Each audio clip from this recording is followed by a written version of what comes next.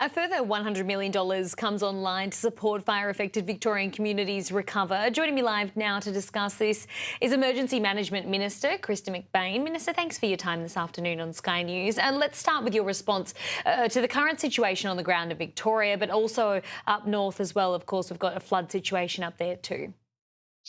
Well, thanks for having me. It's good to be with you. Obviously, we've now got a number of bushfires across Victoria. Some of those are contained at this point in time, but there's still a range of watch and act and advice level bushfires in Victoria.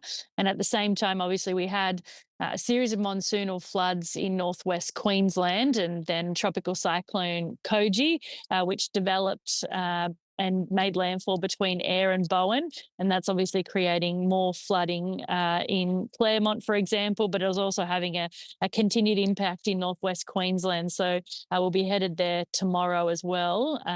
So across the country, we've obviously got a number of concerns in regards to those significant weather events. Minister, what do you say to communities who feel that governments are still underprepared when extreme weather events like this hit?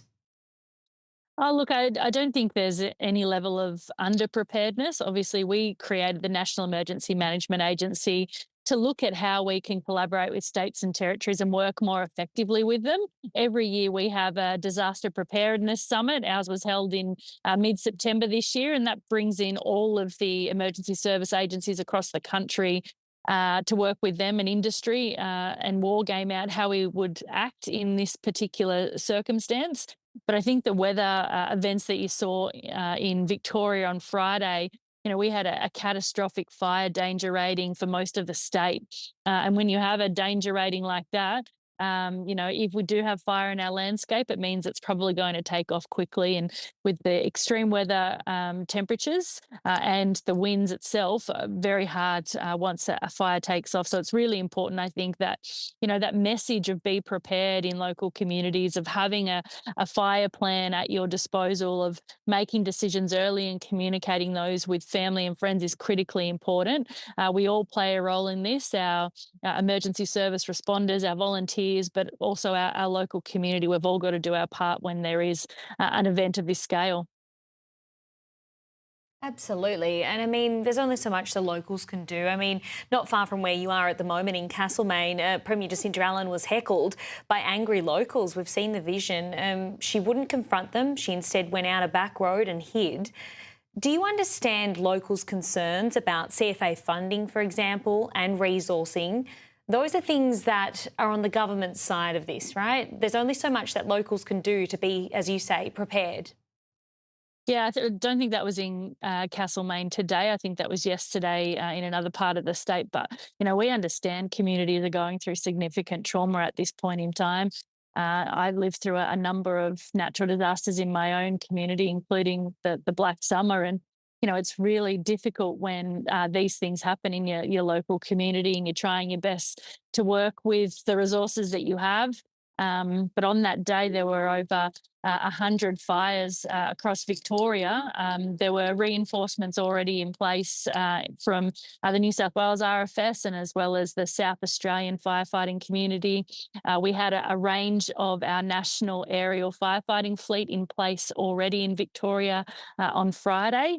And I think that they had up to 75 craft working on fires in the sky, as well as the tens of thousands of firefighters that were on the ground. So, look, you understand when anyone loses their properties, and our hearts go out to community members that have been lost in this event. Those things reverberate in communities for years. So, it's important to listen. It's important to act and provide support as quickly as we possibly can. It's really important to support our emergency services. A range of those people feel like they could have done more or they should have done more. And, when you've got a catastrophic fire danger, there's only so much you can do at times because that fire was going to take off with the winds and the extreme heat we had.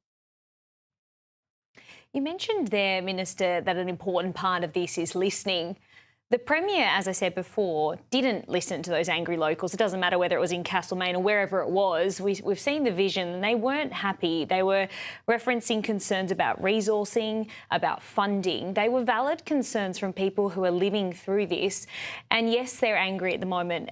But can you confidently say to residents that enough has been done by the government in the lead up to these fires, not after the fact? Of course, funding is wonderful for people who've been through these traumatic events, but there's a bit of a disconnect between what the government is claiming and what these volunteers are saying. Look, Victoria will have to answer for their funding, and from my discussions with the chief fire officer, they requested an additional $11.5 million leading into this fire season for a range of initiatives, and I believe that was granted by the Victorian government. From a federal perspective, we have increased our funding to the National Aerial Firefighting Fleet because we've got to now prepare for longer seasons in the Southern Hemisphere. We've got our national emergency stockpile, and we have a range of emergency generation and emergency accommodation which states and territories can call upon. And we obviously run that national coordination mechanism. So we work with the states and territories and a range of industry to make sure that things get to the ground as quickly as possible, both in response and recovery. From a federal level, we're putting more money in than ever before into disaster response and recovery, including our disaster ready fund, which looks at how we can make our infrastructure more resilient and how we can prepare communities better through a $200 million program each and every year. Kristy McBain, thank you as always for your time on Sky News. Take care. Good to be with you.